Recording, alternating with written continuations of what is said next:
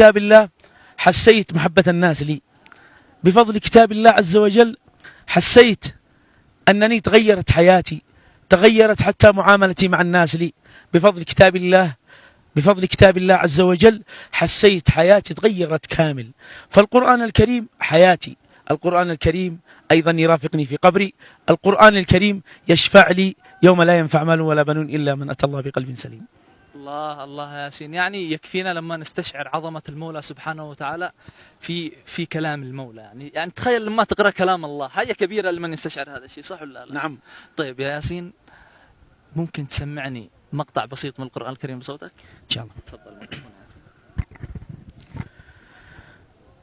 أعوذ بالله من الشيطان الرجيم.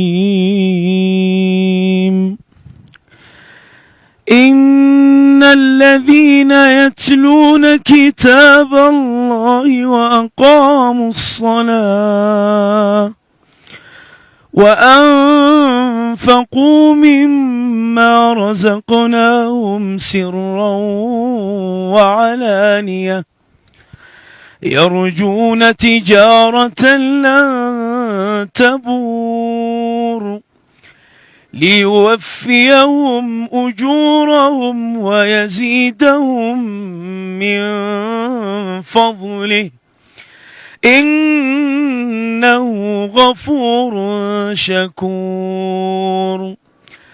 والذي أوحينا إليك من الكتاب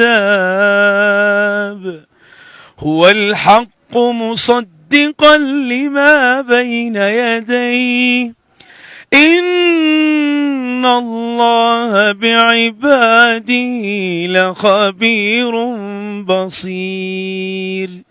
صدق الله العظيم.